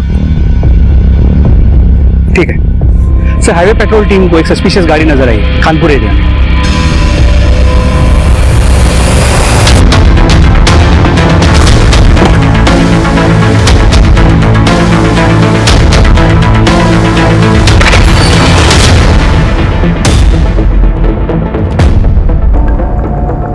ले चलो इन्हें बाहर, चल चल चल चलो बाहर।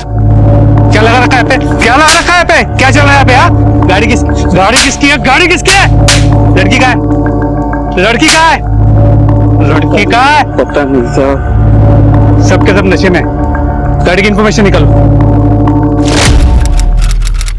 सर वो कार पड़ोस में रहने वाले एक आदमी की है, पिछले 1 महीने से गैराज में थी। आज वो कार ले आया और प्लॉट में खड़ी कर दी, क्योंकि उसके पास कार खड़ी करने के लिए जगह नहीं है। और वो नशेड़ी लोग? सर वो तो किसी काम के नहीं, उस प्लॉट को अड्डा बना रखा, पूरा दिन वहां पे नशा करते। सर बग्गा का पता चल गया। देख भाई बग्गा, बकवास सुनने का जरा भी टाइम नहीं है मेरे पास। मैंने कुछ नहीं किया, इस केस से मेरा कोई लेना देना नहीं है। सीधी तरह से ये बता कि कल हाईवे पर क्या कर रहा था ढाबे के पास। साहब मैं तो हमेशा हाईवे के आसपास ही रहता हूँ वसूली करने के लिए, और उस अंजू के गायब होने से मेरा कोई लेना देना नहीं है। बोला था ना मैंने, नो बकवास।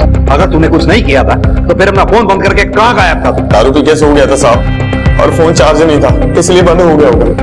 अंजू को धमकी बड़े मैसेजेस देता था। कहाँ है अंजू?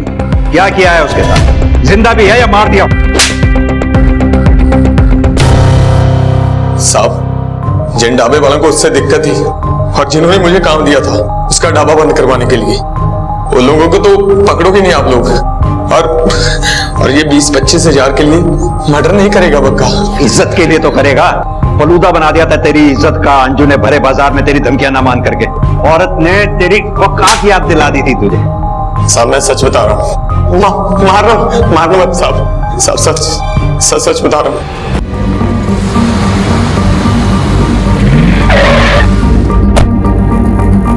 अरे साहब देखिए यहाँ मर्डर हो गया। कौन आपने किया था? हाँ जी साहब। हाँ जी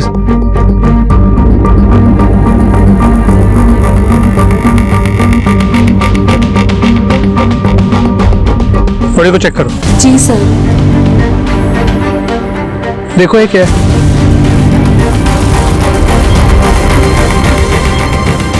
सर कोई बच्चा है। बॉडी को पोस्टमार्टम के लिए भेजो और वीरो को बुलाओ आइडेंटिफिकेशन के लिए।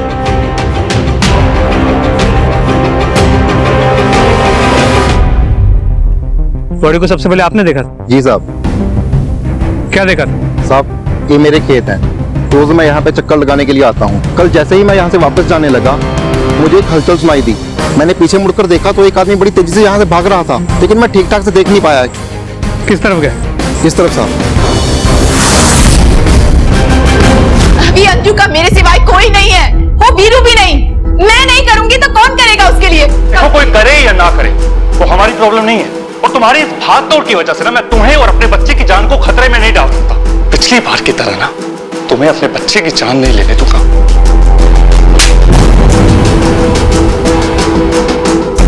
अभी पेट से है वो नहीं होती तो?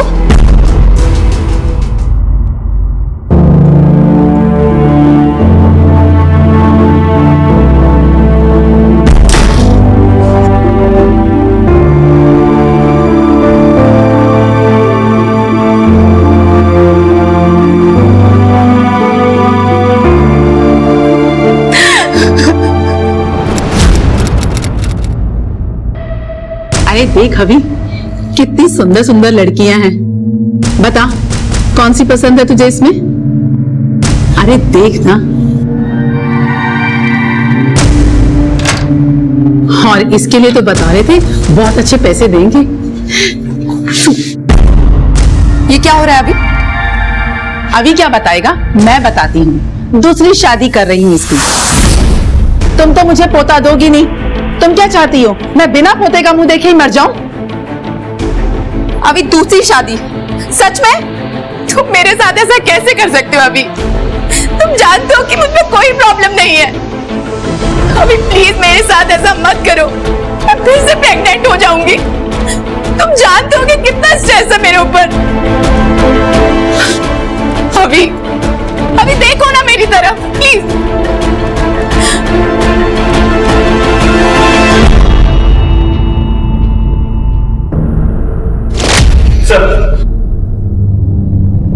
वीरू ने बॉडी को आइडेंटिफाई कर लिया है, वो बॉडी अंजू की है। पर पोस्टमार्टम रिपोर्ट से पता चला है कि अंजू की मौत से ठीक पहले उसकी डिलीवरी हुई थी। पर सर उसके बच्चे की पोस्टमार्टम रिपोर्ट से ये इंटरेस्टिंग बात सामने आई है। ये माजरा क्या है? अंजू को पत्थर से कुचल के मारा गया, लेकिन उसके बच्चे को नहीं। सिंह, ना तो हम अंजू को बचा पाए और ना ही उसके बच्चे को। अब कम से कम उसके किलर को पकड़ ले तो अंजू को इंसाफ मिलेगा। एक काम करो, अंजू के सारे कॉन्टैक्ट्स के बैकग्राउंड में जाओ, छोटी से छोटी चीज का पता लगाओ। और ये उस अनरजिस्टर्ड नंबर की कुछ डिटेल्स आई हैं जिससे अंजू को टेक्स्ट किया जाता था। गुड़गांव की एक मोबाइल शॉप से 8 महीने पहले ये वहां से खरीदा गया था। गुड़गांव पुलिस को इन्फॉर्म करके इस दुकानदार से इस नंबर की डिटेल्स निकल लो। तब तक मैं रितु से बात करके आता। प्रीति की बहन रितु?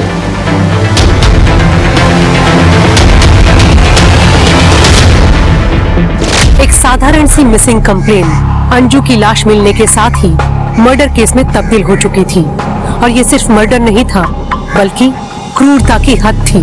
अंजू की जिंदगी में कई चीजें ऐसी थी जो उसकी हत्या का कारण बन सकती थी, मगर उसके अजन्मे बच्चे की हत्या ने पुलिस को भी चौंका कर रख दिया था। आखिर कोई क्यों ऐसे बच्चे को मारना चाहेगा जो अभी पैदा भी नहीं हुआ था? क्या ये इस केस में विभत्सता की हद थी या सिर्फ शुरुआत?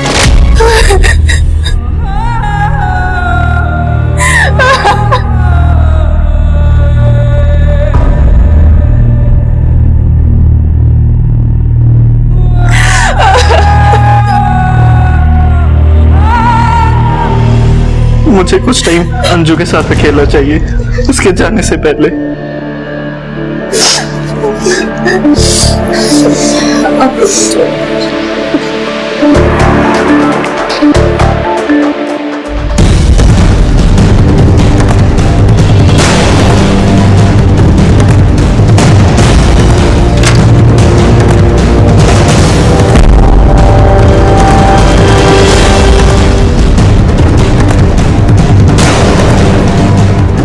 तो अंजू के ढाबे के पेपर अंगूठा लगवा रहे थे इस पे।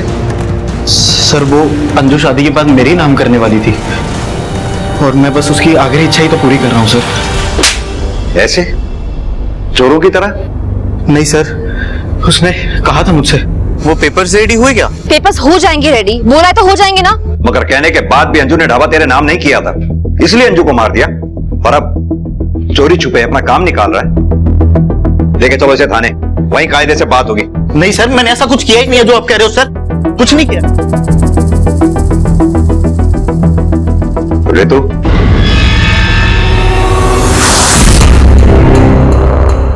मैंने अंजू को टेक्स्ट किया था, लेकिन उसने कोई रिप्लाई ही नहीं दिया। क्यों टेक्स्ट किया था?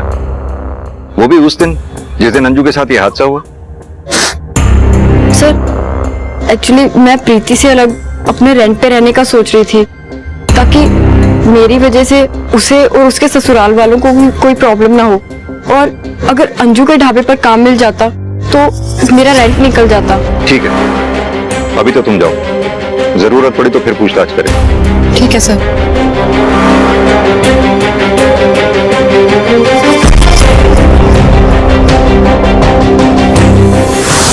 पुलिस वालों की तरह तू मुझे भी बेवकूफ बना रही है। सच सच बताओ क्या चल रहा है तुम्हारे मन में? यही बात मैं भी तुम्हारे बारे में बोल सकती हूँ, तुम्हारे और अंजू के बारे में। कुछ तो खिचड़ी पका रही थी तुम दोनों। क्या बकवास कर रही हो तुम रितु? मुझे बेवकूफ समझती हो, लेकिन मैं हूँ नहीं। हाँ, तुम झूठी जरूर हो। बहुत हो गया तुम्हारा, हद में रहो अपनी प्रीति, वरना हाथ उठाना मुझे भी आता है। तेरे जैसी बहन से दुश्मन अच्छे। गलती कर दी मैंने तुझे घर पे बुलाकर। गलती तुमने की है तो भुगतोगी भी तुम ही।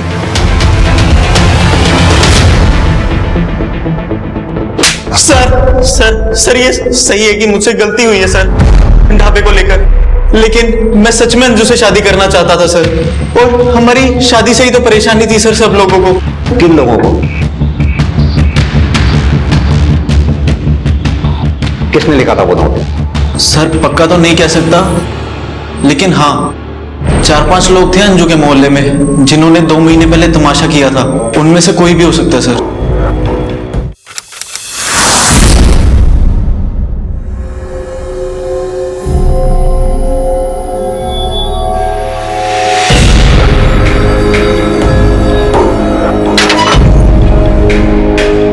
इनको तो मैं अभी बताती हूँ। किसने लिखा ये? सामने आओ। रात के अंधेरे में दिख के अपनी मर्दानगी दिखा रहे हो तुम लोग? हाँ, मैं किसी से भी शादी करूं, कितनी भी शादी करूं, किसी का भी बच्चा पैदा करूं, तुम लोग को क्या लेना देना है? मेरा घर है ये। हमें कुछ नहीं करना, ये शरीफों का मोहल्ला है। तुम्हारे जैसी औरतों ने यहाँ बसकर पूरे मोहल्ले का माहौल खराब कर दिया है। मैं तो अभी बताती हूँ। अंजू क्यों मुंह लग रही हो इनके? एक बार अपनी हालत तो देखो। पड़ेगा। नहीं छोड़ो मुझे। अंदर चलो, छोड़ो। अंदर चलो तुम। सर अंजू के पति के बारे में तो नहीं जानती, लेकिन उसकी मौत के 1 साल के भीतर बच्चा पेट में होते हुए शादी कर रही थी वो किसी से। ऐसी औरतों के आशिक और दुश्मनों की कमी थोड़ी ना होती है। मार दिया होगा किसी ने। छोड़ो मुझे, छोड़ो, क्यों मारा हुआ है मुझे? छोड़ दो मुझे, जाने दो मुझे, जाने दो।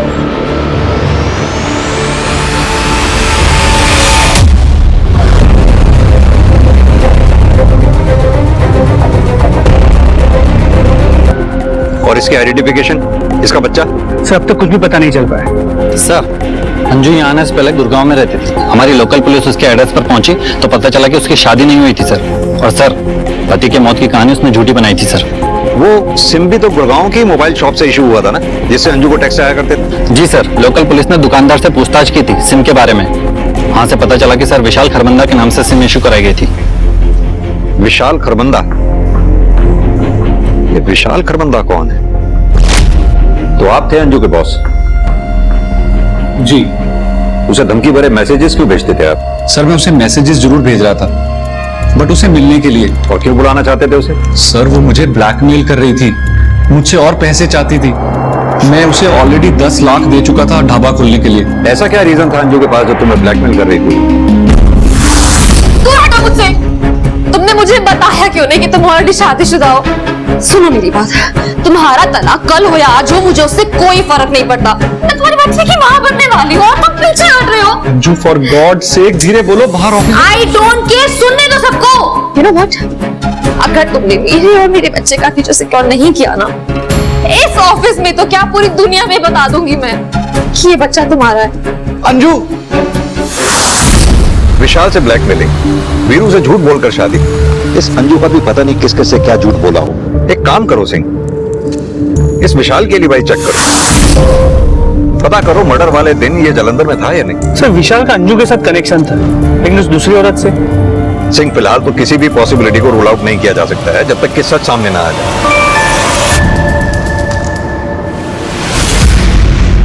सर उस दूसरी औरत का सच सामने आ गया, उसे आइडेंटिफाई कर लिया गया। उसका नाम मनप्रीत कौर। सर 3 दिन से गायब थी मनप्रीत कौर। उसके हस्बैंड ने हमारे थाने में मिसिंग रिपोर्ट भी लिखवाई थी। ये देखिए सर, वो 9 मंथ से प्रेग्नेंट भी थी। हम उसके बच्चे को ढूंढने की कोशिश कर रहे हैं, लेकिन अभी तक कुछ पता नहीं चला सर। गुरुवार की सुबह मॉडर्न योगा क्लास के लिए निकली थी, देर रात तक घर नहीं आई तो परिवार वालों ने ढूंढना शुरू किया। अंजू भी तो इसी योगा क्लास में जाया करती थी ना, मॉडर्न योगा क्लास। बीना जी, मनप्रीत और अंजू दोनों आपके यहाँ योगा क्लासेस लेती थी, दोनों एक ही बैच में थी और दोनों के बीच का कनेक्शन थी आप। आपको ये कनेक्शन कभी दिखा नहीं? नहीं सर, नहीं दिखा। और मुझे तो मनप्रीत के बारे में ऐसा कुछ पता भी नहीं था। मुझे लगा 9th मंथ पूरे हो चुके हैं, उसकी डिलीवरी हो चुकी होगी, इसीलिए वो क्लास में नहीं आती। बीना जी, आपको छुपा तो नहीं रही है ना हमसे, क्योंकि मनप्रीत के बच्चे की जिंदगी का सवाल है। नहीं सर, इसमें छुपाने वाली कौन सी बात है? ये प्रीति अंजू की फ्रेंड, इसके बारे में आपका क्या कहना है? सर प्रीति मेरी अच्छी क्लाइंट रही है और अंजू और मनप्रीत की अच्छी दोस्त भी थी।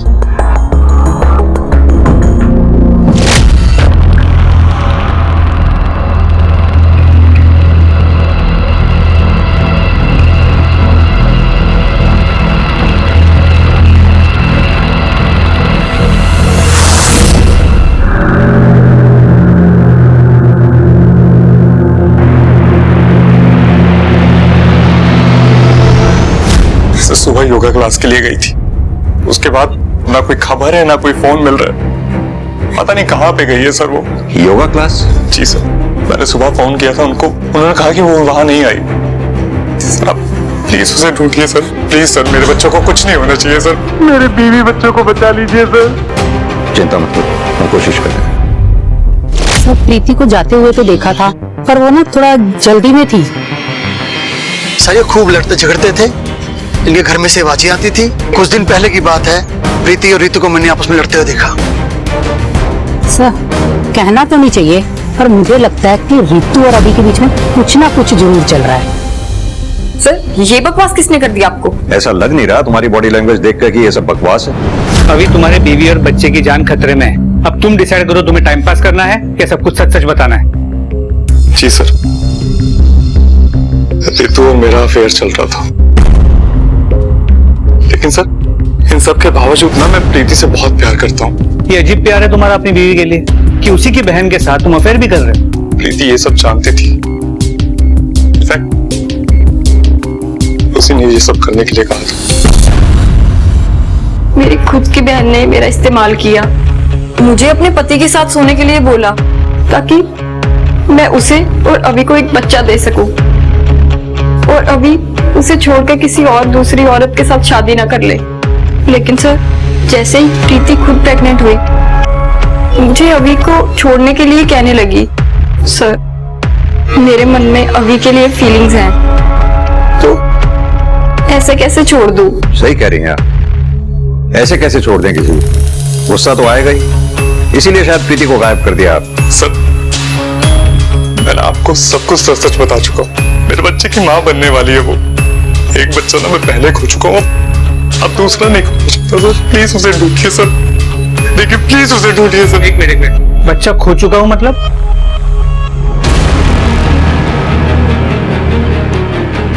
प्रीति पहले भी प्रेग्नेंट थी, एक एक्सीडेंट की वजह से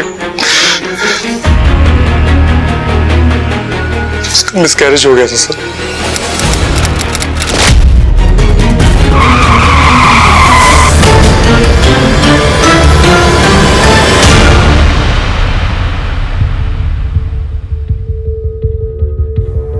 मेरी किस्मत में नहीं है कि अपने बच्चे का मुंह देख पाऊं।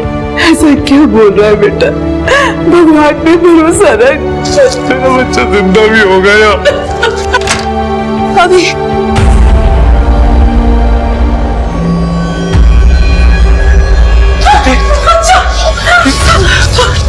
प्रीति,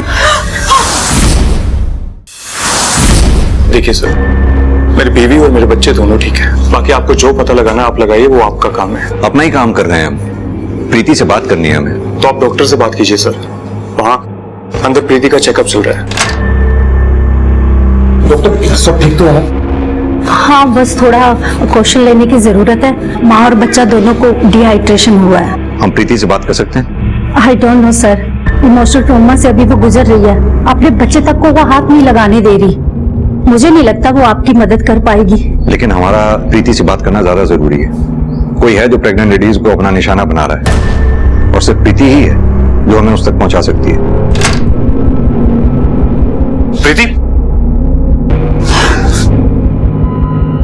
सर पूछिए जो पूछना है, मैं सब बताऊंगी।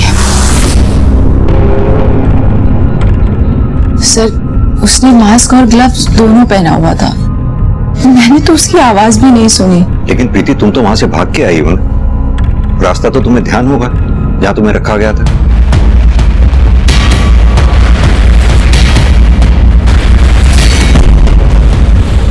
परमजीत, फोरेंसिक टीम को बुलाओ।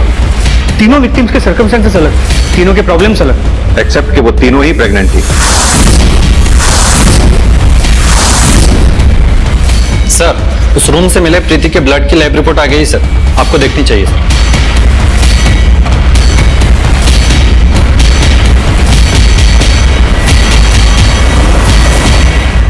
सर, प्रीति से मिलना पड़ेगा। मैंने कुछ नहीं किया सर।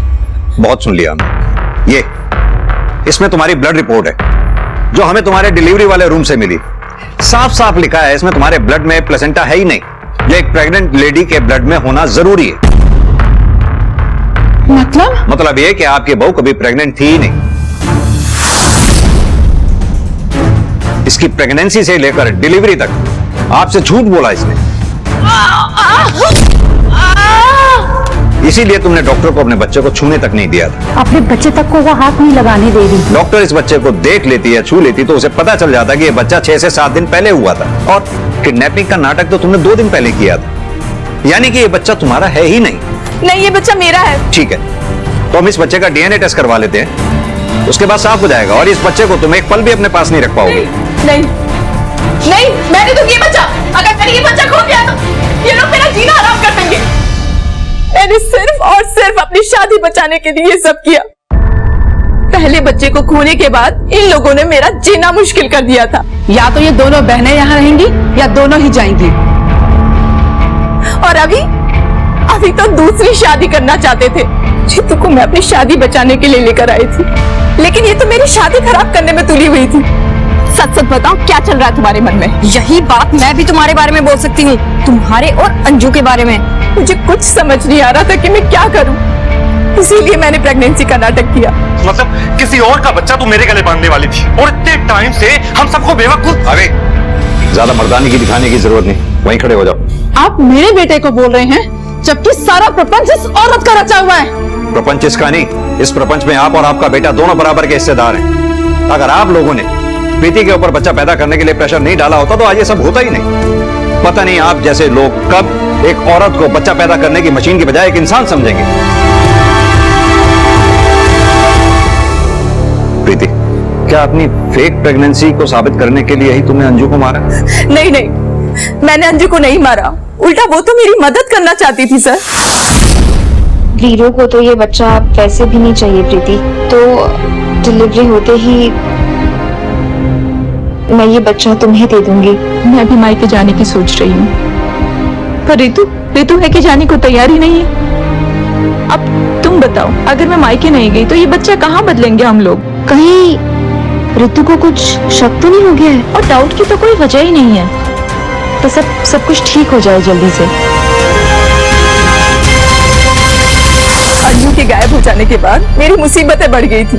मैं क्यों मारूंगी उसे सर? हो सकता है अंजू की ममता जाग गई हो, तुमने अंजू के साथ जबरदस्ती की होगी।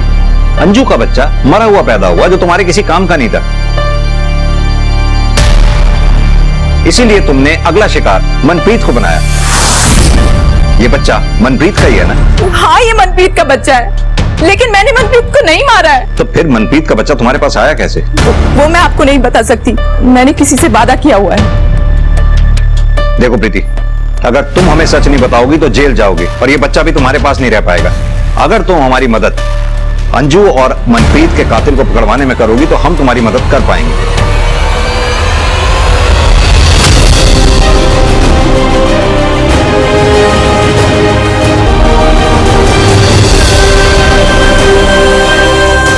कौन है तुम?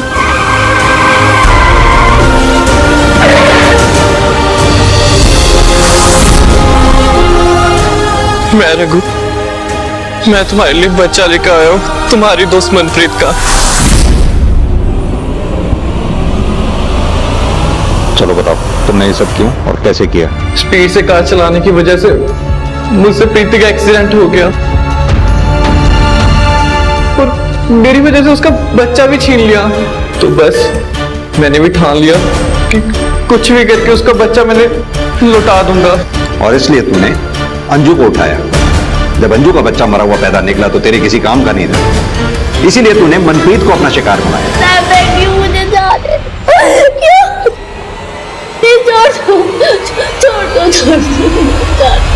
तुम्हारे हाथ जोड़। अंजू की तरह मनप्रीत को भी नहीं उसका बच्चा चाहिए था, बस मैंने वो ही किया जो दोनों चाहती थी। प्रीति का एक्सीडेंट भी तूने किया, बच्चा भी तूने ही लाके दिया। माजरा क्या है ये? मुझे उसका दुख देखा नहीं जा रहा था। उसकी सास, उसका पति, उन्होंने उसकी जिंदगी नरक बना दी थी। तब से मैं उस पर नजर रखने लग गया। लेकिन तू होता कौन है? भगवान है क्या? भगवान तो नहीं, गलतियां तो सुधार सकता था ना। कौन सी गलतियां? वही कि प्रीति मां बनने के लिए मरी जा रही थी और अंजू और मनप्रीत को बच्चा ही नहीं चाहिए था। ये गलती नहीं तो और क्या है? इसे लगता है इसने भगवान की गलती सुधार के बहुत अच्छा काम किया है। सच तो इसे पता ही नहीं है। कैसा सच? सच्चाई ये है कि अंजू अपना बच्चा प्रीति को देने वाली थी, वो भी सबसे छुप कर, ताकि प्रीति को टॉर्चर ना सहना पड़े। लेकिन तूने उन दोनों के बीच में आकर सारा खेल खराब कर दिया। अंजू और मनप्रीत तो अपनी जान से गई, प्रीति की जिंदगी और बर्बाद कर दी थी।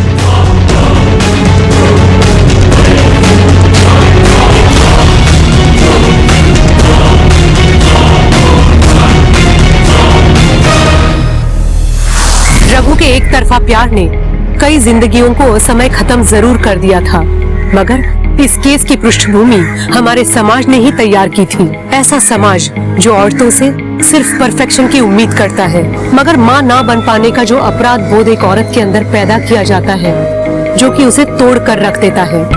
इस केस की जड़ में भी प्रीति का वही अपराध बोध था। इस केस में अंजू और उसका बच्चा बच सकता था। मनप्रीत एक ऐसी मौत नहीं मरती जो उसे मिलनी ही नहीं चाहिए थी। प्रीति को वो सब कुछ मिल सकता था जिसके लिए उसने इतने सारे झूठ बोले थे, और ये सब होने के लिए बस इतना ही काफी था। अगर औरत को समाज द्वारा देवी नहीं बल्कि सिर्फ एक इंसान समझा गया होता। इसी के साथ मैं सोनाली कुलकर्णी आपसे विदा लेती हूँ। फिर होगी आपसे मुलाकात एक ऐसे ही चौंका देने वाले केस के साथ क्राइम पेट्रोल सतर्क में। तब तक अपना और अपने परिवार का ख्याल रखिए। आप जानते हैं हम सब एक मुश्किल दौर से गुजर रहे हैं। कृपया मास्क पहने, सैनिटाइजर का इस्तेमाल करें और ऊंची दूरी बनाए रखें। देखते रहिए क्राइम पेट्रोल सतर्क। जय हिंद। इस तरह के और भी एपिसोड देखने के लिए हमारे चैनल को सब्सक्राइब करें और बेल आइकन दबाना ना भूलें।